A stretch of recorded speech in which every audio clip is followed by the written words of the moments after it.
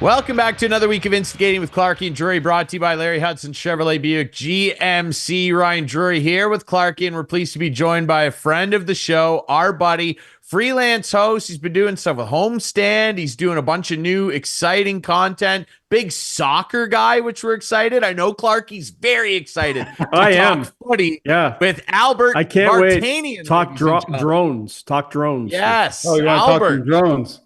How are you, brother? I'm doing well, man. Thanks for having me on, guys. It's good to see you. Dude, it's great to have you back on. You're up to a bunch of new stuff. Tell us a little bit about what you're up to right now, because you got some new soccer content rocking. You're up to a bunch of stuff. What are you doing? Yeah, I just launched the YouTube channel, which is fully Premier League focused. So if you want to check that out, just pop the name into YouTube. So I'm doing tons of Premier League stuff. That's like, I come on here, we talk Leafs, we talk NFL, but really deep down, true passion is soccer, especially the Premier League. Anything to do with English football, I'm all in. So I'm doing a lot of content surrounding that now. You'll see me pop up with multiple different sports books doing content for them. So I'm not sure where I'll be every other month, but I'll be somewhere. Yeah, you're a busy guy. Well, and when it comes to footy, we love footy. We know this, and we cheer for rival clubs. Clarkey's a big footy guy too. He loves He loves his soccer, and I know he has a burning question he wants to ask you about what went down at the Olympics. Oh boy, I do. Yeah, like what's going on with the drone? Like what? So here's the deal, and this is how I relate things, Albert. I worked for Leafs TV for 14 years. We used to do a practice show every day. We showed the world, whoever wanted to watch, the practice. What's the big deal? Like, is it really that top secret that they had to spy on the practice? Like, is there really a lot that goes down in a soccer practice that clubs want to know about? The big deal is the Olympics. Yeah. If it was club competition or anything else, it wouldn't even. I mean, there would be a discussion around it because they're using drones to film other teams' training sessions. But I mean, you've heard, from other players in world football say whatever, it happens all the time, which it does. I mean, in the past, in the early 90s, you heard about assistants going to like a Liverpool training ground and peeking over the fence or over the bushes to see what's going on. But I mean, now you have access to every single game in the world if you really want to watch it. Mm-hmm. So you're getting all of your information from those games. So there's not much that you're going to learn from those training sessions. Maybe certain patterns of play and how they're going to, manage certain set pieces and potentially who's going to be in the starting 11. But that shouldn't give you that much of an advantage. No. Like I said, though, if it was club football in the MLS or the Premier League or somewhere else, it probably wouldn't be a big issue. It's because it was the Olympics. There was heightened security because of terrorist threats. So when they see an unknown drone in the air over, New Zealand's training session, they're going to be like, well, this is an issue right now. And that's why it blew up. And, the Olympics, they hold themselves in high regard, no cheating. You know what I mean? So sure, they had to use, exactly. They had to use Canada as an example, and that's exactly what they did. But with that said, I mean, how stupid is that from Canada? Very. They used it against New Zealand, which was one of the teams, and even without the drone, Canada was expected to beat that team regardless. Did you really need to do that? So I just don't understand what advantage they were really taking from that. But as we saw, the story uncovered that it's been happening for a few years now, and that's honestly kind of sad, even though it does happen. So that drone must have been. Like, I have a drone. I have the DJI Mini 4 Pro. It's a great little drone. I don't use it to spy. I don't use it to spy on people, but if I can make some side cash, maybe I will. But those things go pretty high. Like, there had to be people watching specifically for a drone in the air, I guess. And as you said, because of the Olympics and the heightened security and terrorist attacks and everything, everyone was watching. But, I mean, I don't know what you could see from way up there because I've had mine pretty high in the sky and you can't really pick a lot up either. Right. I mean, I guess you get the aerial view of how they're setting up. Maybe I have no idea. Yeah. It's just, Canada is past this point where I think they need to find unfair advantages. We saw it during World Cup qualifying where they played Mexico and Edmonton, the Ice Teca, remember? It was like the conditions were ridiculous. They could have played it anywhere else, but they decided to play there to give themselves somewhat of an advantage. And I just feel like Canada's past that, and hopefully they're past, these types of scandals. But who knows what else is going to be uncovered and moving forward. Oh, well. Yeah, maybe it got me talking about soccer, so it couldn't have been bad. Exactly, Clarkey. There you go. We'll make a fan of you yet. Albert, on that note, like you said, look, we're big footy guys, all jokes aside. We've seen way worse things. I mean, the Calciopoli scandal comes to mind, of course, with Juve. I mean, one of the many scandals they've been involved in. The AC Milan scandal with their president back in the early 90s. Look, we've seen some wild stuff with match fixing and everything, and that wasn't what this was. But you did make note of the fact that the investigation, which is still ongoing between FIFA at this point and Canada Soccer, is looking back into allegations that this has been going on for a while, including during the tenure of John Herdman, who, of course, managed the women's team. He managed the men's team and is now the manager at TFC. If it gets discovered that he was essentially, which rumor has it, was the architect behind putting this program in place, do you think that any penalties that come against him in terms of what FIFA can do would potentially threaten his position as the manager of TFC ultimately? Yeah, I mean, I don't have the answer for that, but probably, right? Because should it, I guess, is the better question, Albert. Do you think it should? Right. I mean, listen, if they have hardcore evidence that it was him and he was the ringleader and he's the one who was orchestrating this whole thing, then he's probably going to have to pay the price for it. What that price is, I'm not sure. Like I said, it was made really aware of, and Canada paid a heavy penalty because it was the Olympics. Now that the Olympics are gone, is the penalty going to be the same? I'm not sure. But if he orchestrated all that, and he was the one planning everything, then absolutely. I don't see why his job wouldn't be in jeopardy as a manager and now the manager of TFC. Tell us a little bit about, the overall outlook on Canadian soccer, though, in a positive sense, because outside of this whole scandal, and I thought the women did very well in terms of trying to bounce back from this. Yeah. And I mean, they were playing under really tough circumstances, whether you agree with the 6-point deduction or not. Maybe it was a little harsh given some of the scandals I brought up earlier. They played admirably and really, really well under tough circumstances. And the men's team, I mean, we saw what they did in CONCACAF. I mean, Canadian soccer is trending upward. What do they need to do to continue to maintain that trajectory over the next couple of years, leading into a huge co-hosting of the World Cup? Yeah, I think it's definitely more of the same. I feel like they have the right manager in the job at the moment that plays a very attractive style of football. He understands the region, being American. He played for the States. He's managed in the MLS. He's managed in Europe. So he has tons of experience. And I think it should just be more of the same. Let's be real. They finished in, the top 4 Copa America, where many weren't really expecting them to even get out of their group. And they did. They finished second. They had 2 matches against Argentina, and you can argue that they could have stolen a point in the group stage match, and they played really well in the knockout match as well. So I like the direction that they're going.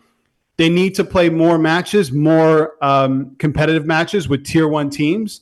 I mean, now in this international window, they have 3 matches, one coming up on Saturday against the States, which is important, Mexico and Panama. But you want to see more of those matches against Uruguay and Argentina and France and Holland. Those need to continue, and they need to continue making it into these top competitions and going deep. It's not now Canada has reached a point where it's not just about making the tournament. It's about making a deep run, getting out of the group stage, and having something to say about yourself as a nation, because there's really good footballers here. If you look at their roster, you're having a lot of players now who are making moves to big European clubs.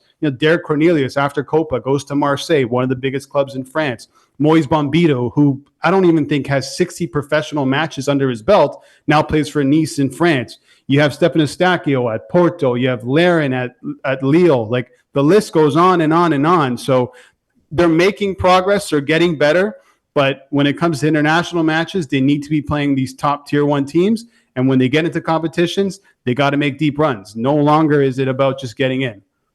Absolutely. It's not good enough to just show up anymore. And I mean, that's without even mentioning that Alphonso Davies is arguably potentially the best player at his given position on any given day. I mean, that guy's an incredible athlete and talent, and we're lucky to have him. Right. I do wonder, you bring up the States, obviously Canada with a big match coming up in this international window. How about the United States, man? They got a shiny new manager. They haven't made it official yet, have they? No. That Mauricio Pochettino is coming, but by all rumors, the ink is about to dry. I mean, if it is true that Pochettino's going there, what does that do for an American squad that has really found themselves tripping all over their shoelaces the last couple of years? Yeah, I'm surprised that it hasn't been done yet. I feel like I keep reading reports that a deal is imminent. A deal is imminent, but it hasn't happened yet. I actually started thinking about what's going on in the Premier League, about how Manchester United have come out of the gate struggling. If they would go back in on Pochettino and maybe steal him from the USA, so that can still happen. But if he does get the job, I think it's an incredible appointment. He doesn't have any experience at the international level as a manager, so that concerns me a little bit. But he has managed at the top level. He managed Southampton, then Spurs, and then all the way at the top with PSG, where he had some, pretty big names and some serious talent he had to work with, and Neymar, and I believe Messi was there as well when he had his last season at PSG. But what he's really good at is developing young players, and that was a big thing when he was at Tottenham. He had Danny Rose and Kyle Walker and Harry Kane very early on, and he said, if you listen to me and you play in my system and do as I tell you, I will make you an international footballer. And he did. At one point, Danny Rose and Kyle Walker were the two best fullbacks in England's system. Harry Kane has now gone on to be one of the best strikers in the world, one of the best English strikers in a very, very long time. So I think if they do get him, if he does sign on, it bodes well for their youth and then moving forward, because he just has that track record of improving young players. Hey, you mentioned this a little just a minute ago about Manchester United, my team in the Premier League, and Ten Hag seems to be, he's really on the bubble here, getting in arguments with media. Do you think he's going to survive? Yeah, I think so. I mean, ownership has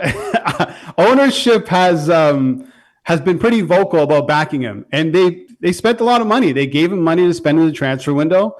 So I don't see it happening. But if you look at some of their upcoming fixtures, their next game after the break, I believe, is against Southampton, and it would be shocking if they lost to Southampton. So I think they pick up 3 points there. But then it gets tricky, because not only do you have Premier League fixtures coming up, but you're sprinkling in the Europa League and League Cups. And based on the way that they played against Liverpool, actually based on their first 3 games of the season, I can't tell you they had one good performance. I know they beat Fulham in the first game, the opening game of the season, but they were really poor. They were lucky to come away with all 3 points.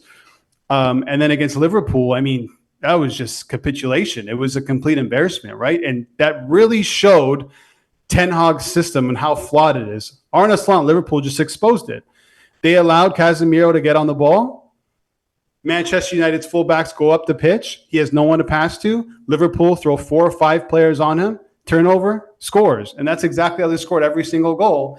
And 3 games into the season, it's same old for Ten Hag and Manchester United. But with that said, because ownership is being vocal about backing him, I don't think he's going anywhere. Yeah, and outside of Pochettino, I don't know who they replace him with right now, obviously, unless they That's the problem, right? That's the problem. Yeah, who are you going to replace him with? Clarkey, I got to say, your most impressive question in the history of this show. I'm extremely impressed. Thanks, buddy. Thanks. By that question. I've been doing my homework. I'm very impressed. A+ to you on the homework. Thanks, man. I want to ask Leafs you. soon? Absolutely. I got one more. I got to ask. Look, Albert and I are big Premier League guys. That's fine. That's good. Yeah. Albert and I worked together very briefly at Fight Network back in the day, and we established that we're both big Premier League guys. Okay, so I'd be remiss if I didn't ask him this. Is this season, in your opinion, just as simple as, well, it's Man City's to lose, and it would be a shock if anybody else won? Or do you feel that a Liverpool or an Arsenal, I'm not even going to say our teams because there's no shot they're winning, Chelsea and Tottenham, by the way, do you think that Arsenal or Liverpool could realistically push Guardiola's squad this year? My preseason prediction was surprisingly Arsenal to win the Premier League. And after watching Man City, after watching their opening 3 games, I'm regretting saying that because they look better than ever, and they're not even at full tilt yet. Erling Haaland has 7 goals in 3 games, 2 hat tricks, and he hasn't broken a sweat. Phil Foden has barely played. He was, I believe, Young Player of the Year last year, or PFA Player of the Year last year. Kyle Walker has barely played. Rodri hasn't played a second yet. He's probably going to win the Ballon d'Or, so as the best player in the world, and they're unstoppable. So that scares me a little bit. And if you go back to last season, the last time Man City lost a game was in December. 1-0 loss to Villa. That's 26 matches unbeaten. And I know Arsenal has a record somewhat close to that, but 26 in a row unbeaten, the way that they're playing, that's only reserved for the best teams in the world. In my opinion, they are the best team. With that said, preseason prediction was Arsenal. I think they can push them. I like what Arsenal has done. They haven't gotten weaker. If anything, they've strengthened their strengths. They had the best defensive record in the Premier League last season. So what do? They go out and get Riccardo Cagliari from Bologna, who had a great Euro. So they strengthened their back end. They strengthened their midfield with Mikel Merino, even though he just got injured, but that's a great addition. And in attack, they get Raheem Sterling almost by accident, but that's such a fantastic fit. I mean, the guy won 4 titles with Manchester City. He's averaging about 9 to 10 goals a season.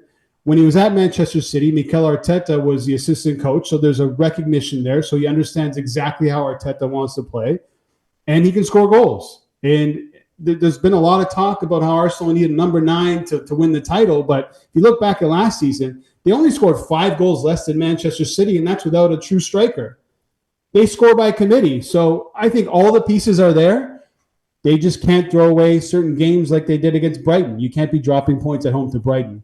So if those types of results continue, they have no chance. But I think they'll be better, and they're going to push City to the brink. It'll be tough, but they will. Yeah, the talent's there. And I mean, I will say this. I think you and I are going to have to collectively barf if Arsenal end up winning a title. I mean, I've enjoyed plenty of success, but you in particular, your Tottenham boys, you're still waiting for a first Premier League title. I honestly, and this would be controversial amongst my Chelsea fan base, I would rather see Tottenham win than Arsenal. I really I hate them. I hate them that much. I really, really do. Now, speaking of a franchise that people love to hate and people love to love, let's talk about those Toronto Maple Leafs. I'm not saying I do, Clarkey, but you know how it goes. Yeah, you love to hate on them. He hates them. I don't. You do so, Ryan. I don't hate them. You do. I'm not saying you hate them, but you love to hate on them. No, you love it when they fail. You do. I don't. See, Albert agrees with me. It's fun to talk about, though. It's fun to talk about, exactly. And I want you to give me your impression of the big news this offseason, and that was Austin Matthews getting the C. We've talked a lot about it. Clarkey gave us his thoughts on it. Overall, I think we're all on the same page. It's a move that makes sense. But what were your immediate reactions, Sex? You're a big Leaf fan. Yeah, you know what? I was actually surprised because what's this management in this club used to doing?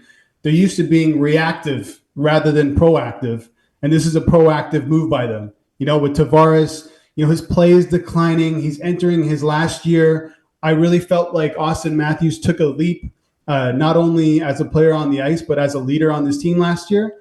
I don't know if you guys noticed that, but in his post games and his pre games, he's always calm, cool, collected. He never gets too high, he never gets too low, and I think that's a great look for a captain. So it was surprising in the sense that the Leafs did it. Like I mentioned, they're very reactive. Go back to the Nylander contract.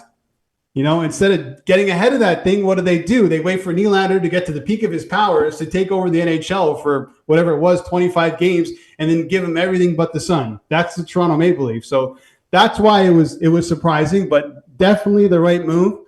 I think the main man has the C, and it's not only because he's their best player and one of the best players in the league. It's because it's his team, and they go as he goes. So put the C on him.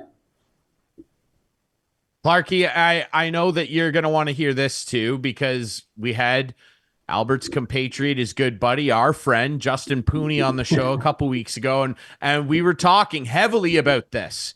And we asked him what he thought in terms of an over-under. I gave him an over-under on points for the Leafs this year. I set it at 102.5, and he took under. What do you think of this Leafs roster, and is another century mark in store for them with the roster as it stands? I wouldn't say that they won't get there. I don't know, but over under, because they have a new coach coming in. How is he going to play? Are the goals going to dry up a bit? I'm not sure. I don't think that they will, but they still have holes to fill, right? I mean, look at that left side. Pretty weak. Matthew Nyes and Bobby McMahon, really good players, but they really need to take a leap. Who would you fix it with? What would you do? I don't know. I don't. I mean, they're looking at Max Pacioretty. I read that they're looking for him. Is that going to help this team? I'm not sure. If Matthew Nyes, which I don't think is more than a 20-goal scorer, is he going to be a top line left winger? I don't know. Bobby McMahon, can he replicate what he did before he got injured? I don't know. Then you go what? Pontus Holmberg and Connor Dewar, or do you throw Max Domi on the wing? So I think they need to address goal scoring on the left-hand side. They probably need another center, maybe a second or a third-line center, unless they're going to use Max Domi there. So there's still a lot of holes that need to be filled. I still think that, a guy like Mitch Marner is probably going to still be in and around 100 points. I think Matthews is probably going to get his 50. Nylander is probably going to have another strong season. So they're going to be in and around that number. But it all comes down to April, as it always does. So the regular season is the regular season. I'm going to pay attention to it because I want to see how Berube sets up his team and what he does when he doesn't like what's going on, how this tandem is going to work out, how this somewhat new defensive core, how that's going to shake down. But other than that, I'm waiting until April to see if they can actually score goals in the playoffs. Yeah, that's the key. There's no doubt about that. It'd be nice to see their power play do something in the playoffs. Be over. There's a lot of things to do well. I mean, we can. Let's be honest about. They got to fill these holes and they got to do these things, and they need more secondary scoring. But if you look back at history, and we've been talking about this forever, the biggest issue in the playoffs is goal scoring. They're not getting blown out in games, even though the defense, the defensive core, has never been that great. It's 2-1 games. So it all comes down to the core 4, core 3, whatever you want to call them. If they're not performing in the playoffs, then whatever they do in the season does not matter. They can win the President's Trophy. Who cares? It means nothing. You'll get past a round or two. 100%.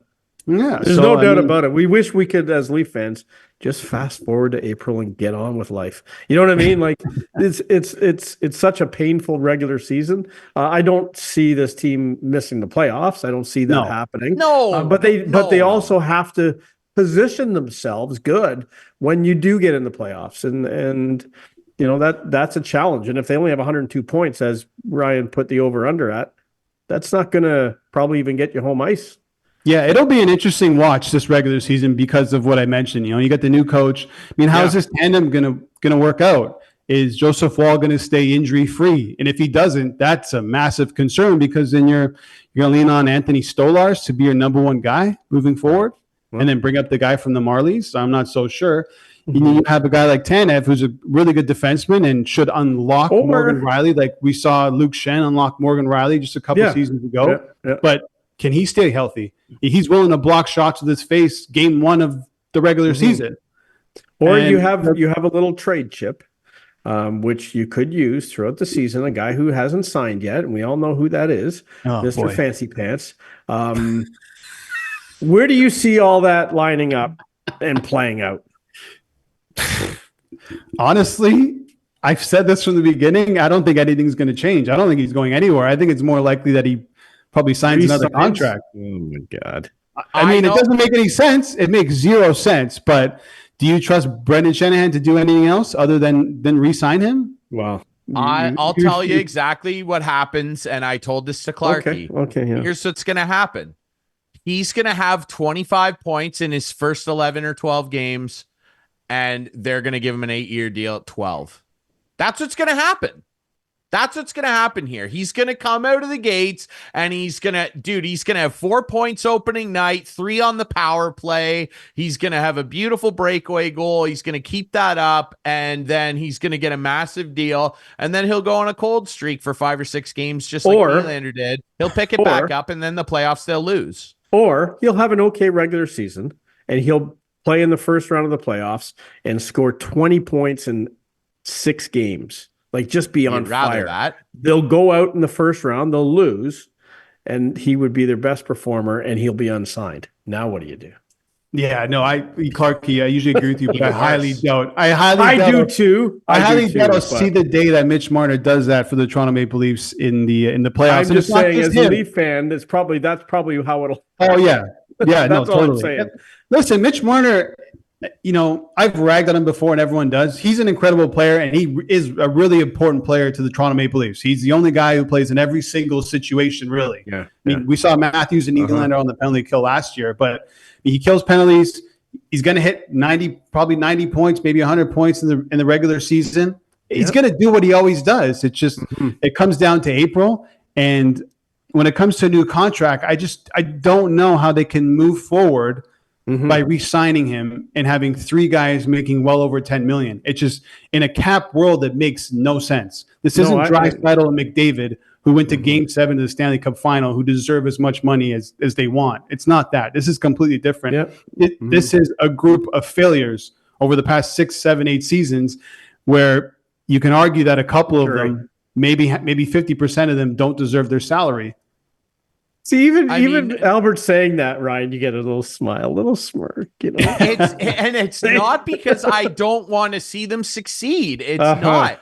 It's just I laugh at the broken recordness of it all. Yeah, it's just like, no doubt about that. There's no doubt. That's what's entertaining. And for people that hate the Leafs, they really love it. I'm laughing because it's just like, it's the definition of insanity. And I'm like, God, and look, the good news and bad news is that it's all up to these guys. Like, they could do better and win some rounds and actually perform up to those lofty standards that those numbers on their paychecks say, or they could keep doing what they do. Look, and Mitch Marner, I was arguing with a guy in my hockey pool the other day about him because he just got traded in our hockey pool. I won't tell you for what. And they were saying, oh, the guy, he's brutal in the playoffs. It's not as bad as people in 57 playoff games, he's got 50 points. Now, would you prefer it be a point a game for a guy making that kind of cheddar and wanting 12 million? Yeah, you would. But it's those game 6 and 7s that haunt this core 4. 5 career game 7s, 2 assists, -5. So, like, that's the narrative that they have to kill. It's a big hill to climb. I understand it. I really do. But I don't know. I don't think they're going to re-sign him. I think he'll walk. I think they will re-sign him. They're going to let him walk. And then there, I mean, that's a joke as well, right, Clarkey? If he walks for nothing, yes and no. I mean, he holds all the cards. Yeah, right? it's a disaster. It's a disaster. Well, of course, it is. It's a disaster. Okay, but gaining cap space in itself is a huge advantage. Yes, I'll totally agree with that. It is an advantage, but cap space for what? For another D and another goalie. Yeah. That what you would trade him for, potentially what you would trade him for. Yeah. But you know what, Clarkey? You're going to have to fill that 90-point void. Right? And you're going to have to fill that number 1 PK role. And you're going to have to fill that. Come on, Easton Cowan. Well, yeah, you gotta bank on some of these young guys to pan out. It's been a long time since someone came through the ranks. Yeah, right. Yeah, it's been a long time. That's the thing. That's where the drafting is so critical. And I'll tell you, I get to watch Easton Cowan a lot because he's in my Guelph Storms division. Right. He did damn good player. Really, really, really good. You think his game will translate to the NHL well? Yeah, I do. And here's why I do, because he is not a big guy. He's not a super small guy either. It's his motor. Like, he generates a lot of his points with his movement and how he continuously chugs through. And hey, he's on the top line. Like, he's getting the best matchups in the OHL every night, and he put up a pile of points. Even in that Memorial Cup final in Saginaw, like, he was all over the place. It's the way he generates points. It's not dangling through guys and a bunch of fancy stuff. He works to generate offense. The motor on him is incredible. To think they only gave up Rasmus Sandin for him is amazing. I know. Yeah, I remember when they moved him, I thought that was a mistake, but that's Washington's problem now. Yeah. Oh yeah, watching it with their shiny Stanley Cup. Yeah, in color TV. I will say I will say color TV. This guy 13. Good for you. No other teams were playing against you. I will ask you this as well, because Albert, I know that much like Justin Pooney when we talked to him recently, you're a big NFL guy. Justin Pooney and I and my friend Steve Savin, we all made a bunch of award prediction picks. MVP, there's a lot of discussion around it this year. I want your prediction on this. Justin Pooney picked Dak Prescott as his MVP. Really? Yeah, you might hate mine even worse. I picked Joe Burrow. No, I don't hate that. Okay, well then, hey, there we go. That's why we're friends. That's why you're on the show. No, I like Joe Burrow, man. Who would you be laying money on? Where's the smart money coming in terms of MVP this year? Oh, man. I mean, Lamar Jackson? To defend it? I don't think that's a bad one. For what can't he do? For some reason, shiny like, toy. I just think it's Baltimore's year. But after saying Lamar Jackson, I'm thinking about Derrick Henry being there now, and maybe Lamar Jackson's rushing numbers take a bit of a hit because they got King Henry back there. But I'll stick with Lamar Jackson. You're going with Burrow. Dak Prescott that's not happening. He'd have to. Well, Dak would have to have an immaculate season to be an MVP. Yeah, and he had a great year last year. Like, let's not beat around. He had a great year. He threw 45 TD. Like, great year. I just don't see it happening, and that offense is weaker. And the Lamar, the other side of the sword here on your prediction is that if Lamar does run less, but he becomes a better passer and throws more touchdowns to Zay Flowers and Mark Andrews, people love their touchdowns no matter how they come if you're a quarterback. So that's true. Like Mark Andrews needs to stay healthy. If Mark Andrews stays healthy, watch out for the Ravens. Yeah, they need him to stay. I like Baltimore too, man. What a team. All right, Albert, we appreciate this. Tell everybody where they can follow you and tell everybody where they can find your great new soccer content. I'll be watching. Yes, if you want to check out some Premier League content on YouTube, just punch in my name or The Real Bert V, which is my Twitter handle as well. That's the name I decided to choose. It's very random. I've had that handle for a very long time. I like it. It reads the real Bert V, but also kind of looks like the real Albert TV. So that's why I decided to go with that. So you can follow me on X at that handle and check me out on YouTube. Absolutely. Albert Vartanian, our buddy. It's great to have you on here, man. We're excited to see all the content that you crank out this year. Thanks so much for going on the show with us this week, and up the Chelsea, my friend. Come on. No way. Clarkey, good seeing you, buddy. Thanks a lot. Go Man U. Oh, God. Ciao, boys. I got to deal with that. See you later. All right. We'll take a quick break. When we come back, we are going to talk about, obviously, a really devastating bit of news out of the hockey world. We got to touch on it. And we're going to talk about our couch potatoes next as well here on Instigating.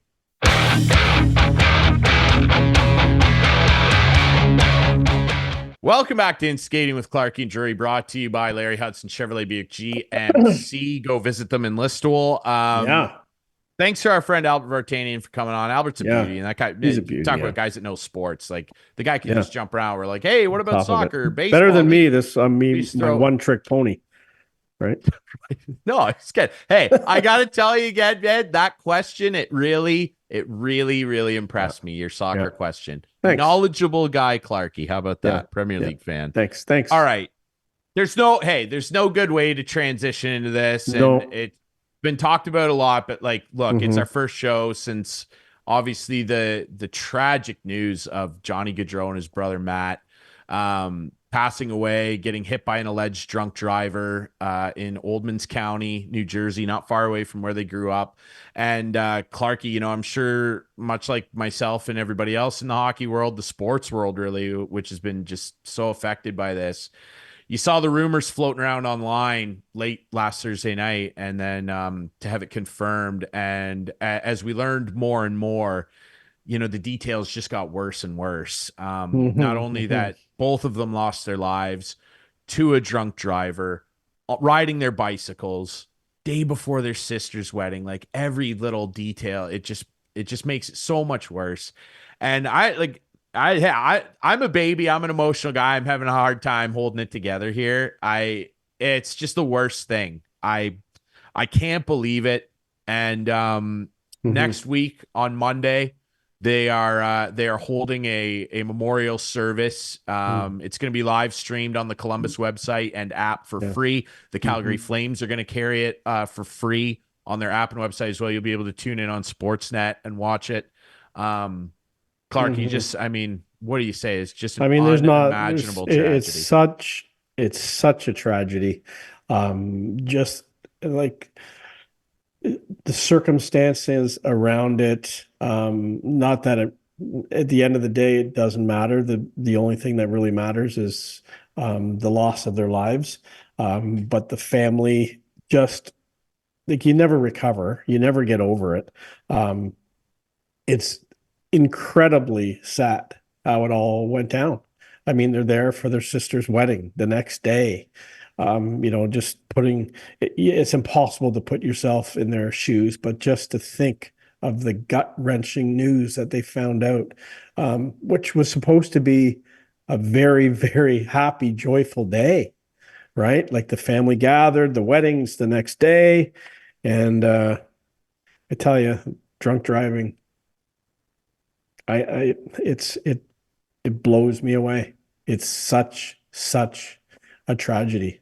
And God, and like seeing the outcry of people and emotion all around the world, but more particularly in Columbus and in Calgary. Like thousands of people showed up for a vigil there, and it's just, like people who've never met him.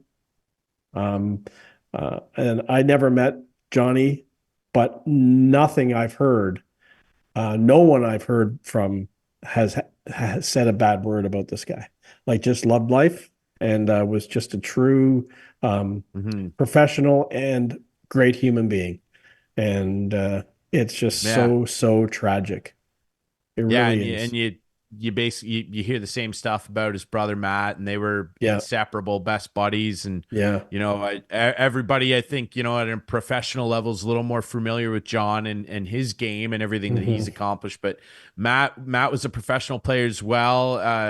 Played in the ECHLs, played in a number of different professional leagues, and people are sharing stories about him the other day about how at training camp last year, there were guys that they knew they weren't making the team, and Matt made sure that they were all part of the team festivities and going out and the golf tournament and everything. Like, they just seemed like the most awesome, inclusive, fun-loving guys, and they really, really cared about and loved their family. Family was number one. Their agent, Louis Gross, they shared an agent. He put out a statement today and shared some really cool thoughts and stories about them. And it's just the worst. And I think I think Gord Miller of TSN said it best when he was on the airwaves on Overdrive talking about it last Friday.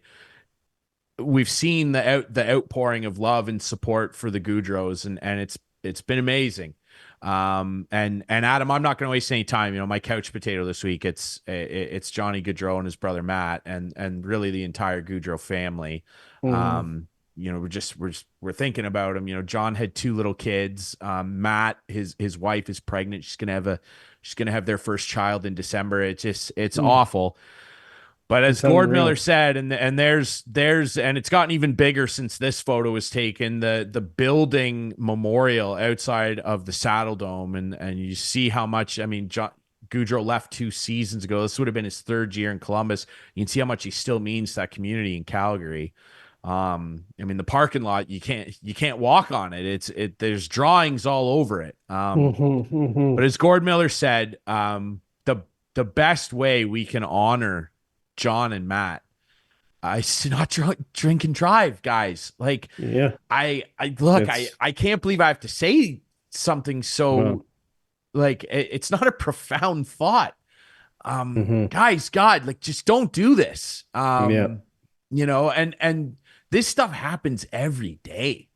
And our attention is on it right now because we've lost 2 very high profile and well-loved people. But man, people are losing their lives all the time because people get behind the wheel and they're not responsible, man. Like, hey, Clarkey, I like to have a couple beers here and there with the fellas. NFL's firing back up. You think I'm not going to have a couple on a Sunday and couch surf?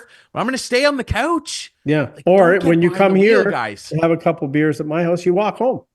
Walk home? You could drive, but you walk. I could drive. You walk all the time. Or Kate come get me. Like, there's ways to get home. On here, guys. There's ways to get home. Just please don't drink and drive, guys. If we want to honor the Gaudreaus, just please don't do it. Just don't do it. God love the Gaudreaus, man. Let's take a break. We're gonna collect ourselves when we come back. We got to talk a little bit about something that I saw today as we record this on Thursday, the 5th of September. It's September. Good Lord. I got to talk about this. But we should take a break. We'll collect ourselves and we'll come back, and we got to hear Clarkey's couch potato too. That'll be next here on Instigating.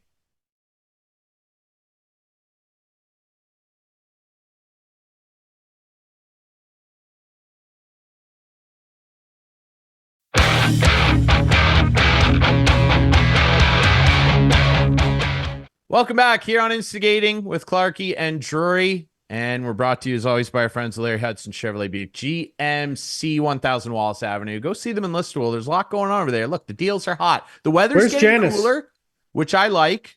The deals are hot. Janet, dude, my mom, really quick. I said before the break here. Let's go. That there was something I wanted to address that I'm really angry about. And it's not this, but I am angry about this. My mom is getting worked into the ground. I'm not going to say where. But just, it's unbelievable the weekend shifts that she's got to do. It's gnarly enough. Like, man, I don't know what the culture is like over here, man. Sounds like she could really use a new vehicle. She could. It would be nice. It'd be nice. It'd be really nice. And we look, Clarkey. Does she like EVs? Does she like EVs? Like never have to. My mom's pretty old school. I just think I think like you could talk her into it. But you're a sales. Yeah. That's what you do. You can do that. Well, stuff, I don't. Right? I help people buy. I don't. Yeah. I like that. That's help people buy. That's something. That's what I do. People buy. That's what I do. Look, Clarkey, I promise. When she needs something, you're going to be the guy she goes to. Okay. Deal. I'm telling you that. Deal. I'm telling you that right now. We got some nice vehicles in. Traxxas, Envisions, Enclaves. Brand new Enclaves, all new, redesigned, bigger and better. Unbelievable, really. Lots going on down at Larry Hudson's where the deals are hot. Anyway, red hot, and I drive by and like there's a lot of stock over there, a lot of nice new stuff. The interiors of those Enclaves too, like it's a popular one, man. I can see why. And you go see our friend Clarkey. If you have a rep already, that's all right. Go in. There you go. Go check out those hot deals. Exactly. Friends at Larry Hudson's. Clarkey, I want to let you because I've already unveiled mine. Done yours, rightly so. Yeah, your couch potato this week. You're excited about this. I am excited about it. Excited, yeah, because it's another personal one. Okay, good. And this guy is not going to be on the couch anymore because can you believe this? Like I'm such a young guy, and I can't believe this is actually happening.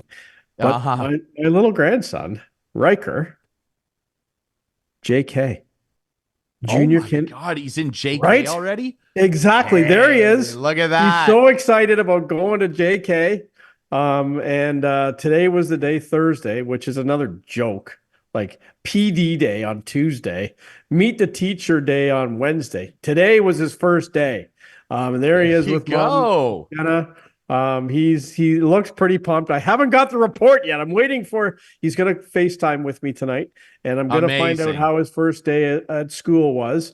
But like this kid is in school already. There he is there's Dad Ryan with Dad with his Fergus, the legendary Duck. Yeah. So congratulations to Riker. He's not on the couch anymore. There's no time for a couch. He's going to school now. So no, it's all business now. Pedal to the metal for Riker. Riker, enjoy school, buddy. That's going to be amazing. Exactly. And this is a good opportunity to mention. You see it in the credits every week. We know everybody watches the show right to the end. That's right, and you should, because producer Adam puts a lot of work in that. Okay, that's right. We know you see in the credits. You better, and it's worth mentioning now. Jenna is the official equipment manager of this show. So how about that? She is, and Riker is the future one. Yeah. He's future equipment manager in training, right? And let's not forget that because she always gets upset, Amanda My other daughter is our graphic designer. The official. There's nothing unofficial about this, guys. No. The graphic design. It's official. It's on the credits too. That's Amanda, and it's on the credits. Yeah. Okay. Yep. We know you see it. We're not telling you anything you don't know. And your buddy is the music director.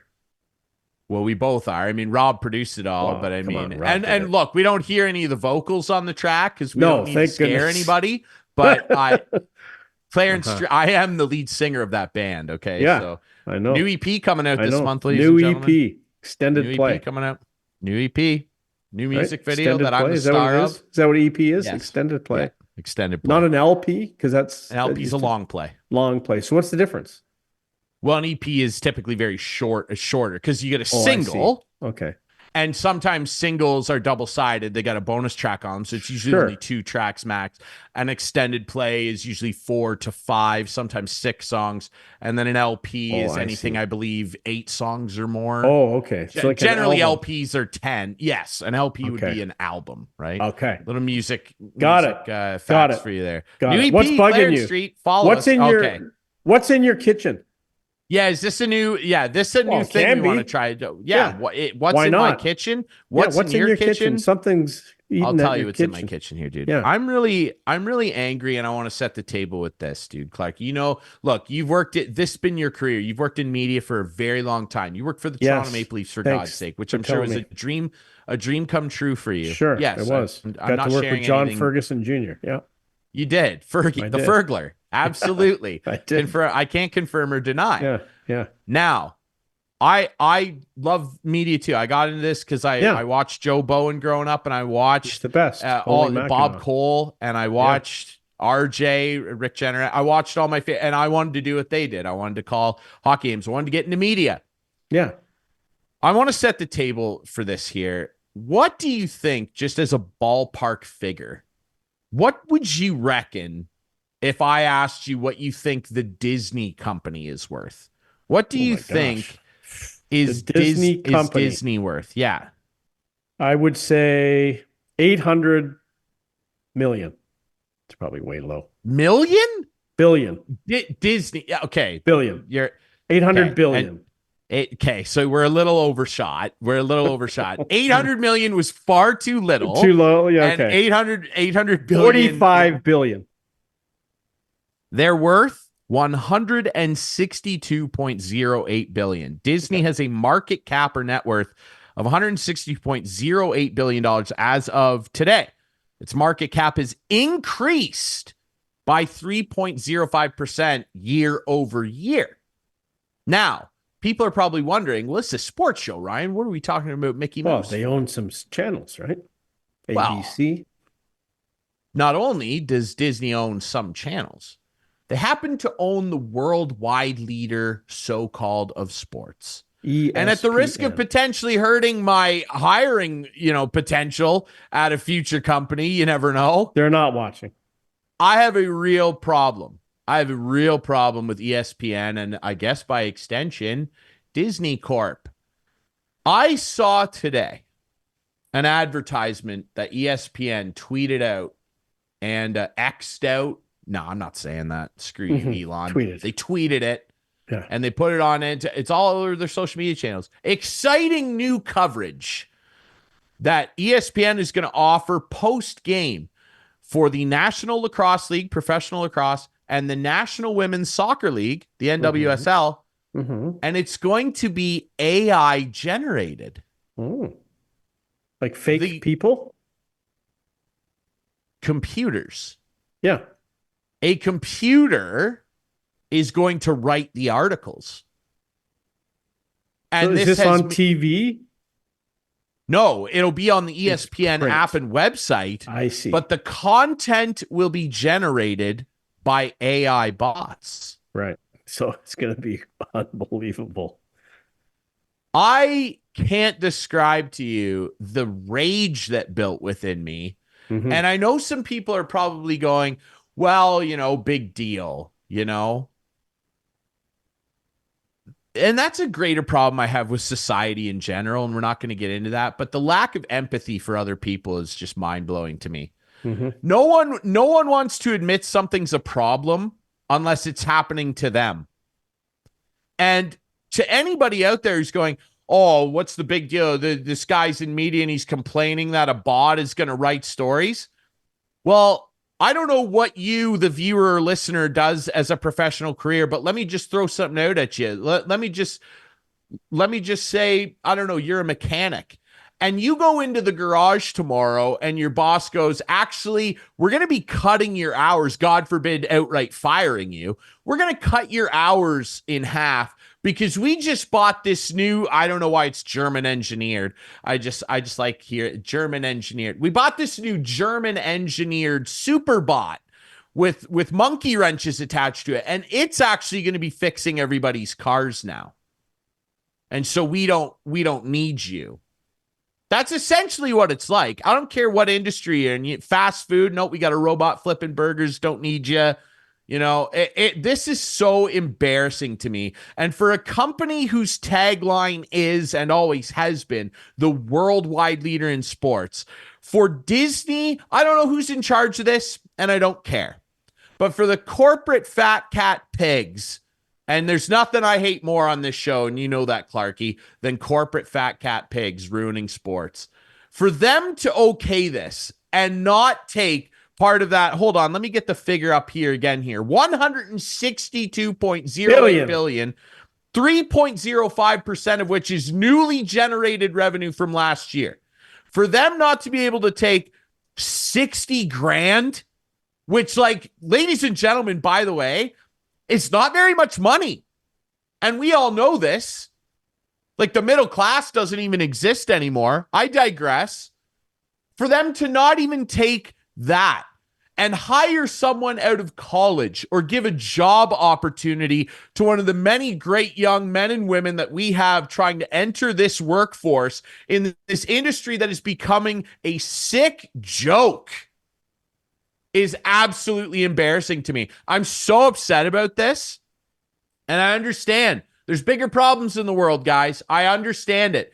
But this, when I see something that affects potentially my livelihood and the ability of other people that want to tell stories and share all of our collective love for sports taken away by garbage like this so that Disney Corp can save 60 grand.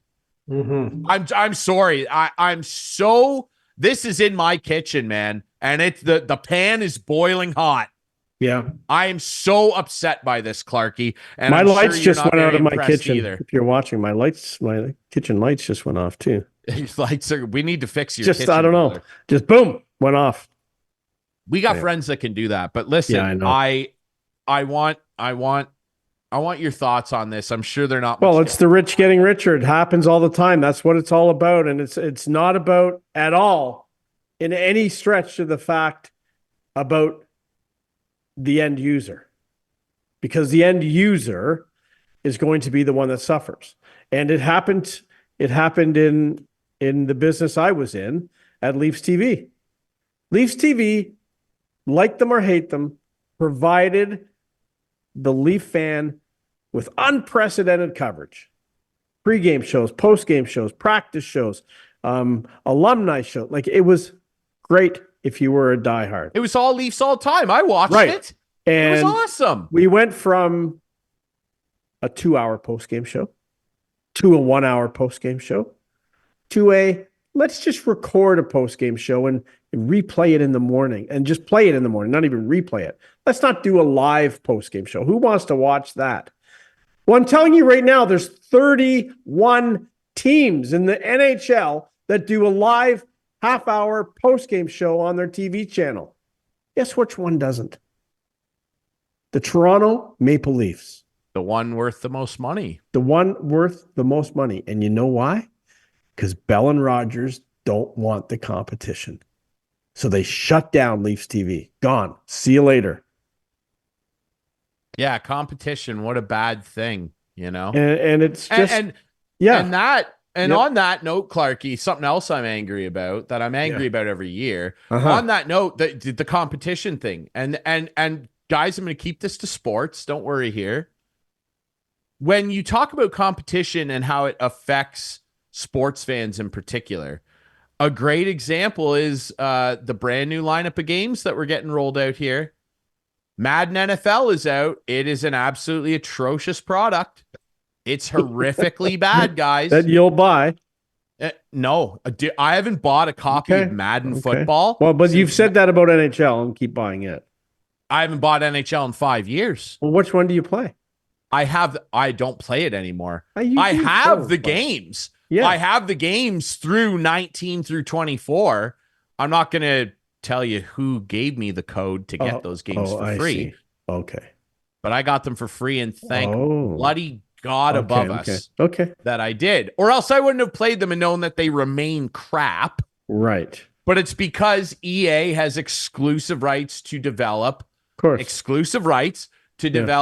simulation football and hockey games. Yeah. Now, I get it. This could be changing because this year the NFL announced that they were going to not renew that exclusive agreement that EA signed back in 2004, which means we could get the return of the tremendous, and many would say at the time better, NFL 2K series, the Sega series. Please.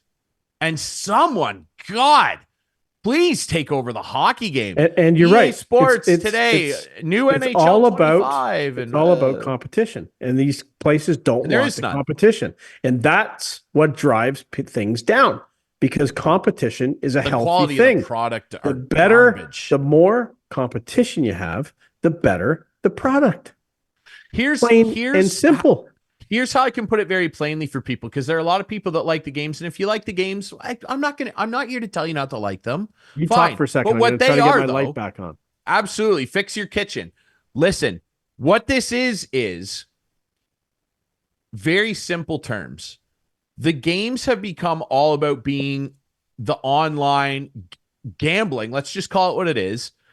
Buying the dumb card packs on Ultimate Team. That's all they want you there for. You pay, in Canada here, you pay $90 to get the new version of the game every year. There's nothing new. No, except the rosters. The gameplay. It's except crap. The rosters. You're paying that half the time. That's half the time all the you're rosters aren't even for. Accurate. It's a joke. Half the time the rosters aren't even accurate. It's a joke. And it's all about this online pachinko machine where you buy these cards and pray to God you get a Christian McCaffrey or Sidney Crosby. It's a joke. This is basically that sports gamers and fans deal with is, imagine there was a bakery in your town and you like Clarkey, I love a bagel. Yeah. There's one bakery in town, and the bakery's really bad, let's just say.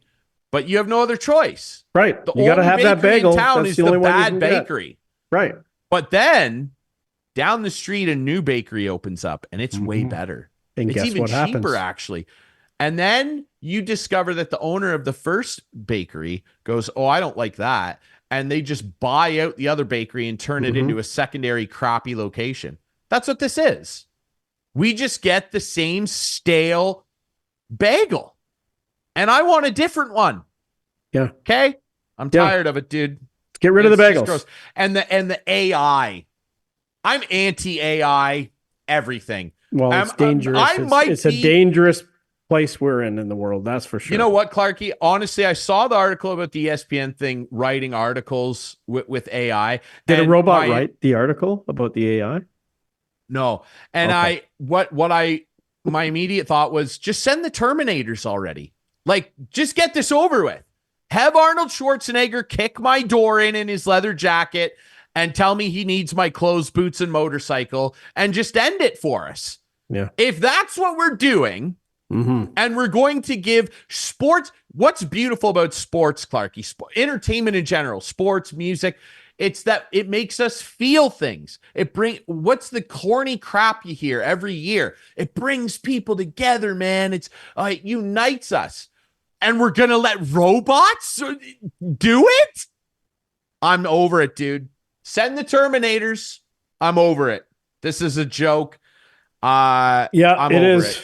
Yep. Very good. Over it, dude. Well, but you're not over this show, and that's why we bring it to you every week. We're very happy to do that. I think it should be over. It's time. Brought to you by our friends by Larry Hudson, Chevrolet Buick GMC. Remember, you can watch this show Friday nights at 8, Sunday nights at 9, our friends on Whiteman TV. That's channel 6, by the way, for Whiteman subscribers. We debut on our YouTube channel. You can watch us there Friday nights at 9. Follow us on social media at Instigating Pod. Find the podcast version on all your favorite podcast apps. That's it for us this week. And just one last time. Last thing. Congratulations. Yes. What? You won the golf pool. Congrats. I did, yeah. Scotty. I don't even want to claim that as a title. Yes, I picked Scotty Scheffler and he won the FedEx. Congrats, Scotty Scheffler. $62 million in earnings this year. I read his caddy made $6 million this year, which is more than Jack made in his entire career. God, crazy. The money. Yep. Anyway, money. Jack's doing okay. One last thing, one more time. Rest in peace, Johnny and Matt Gaudreau. God love the Gaudreaus.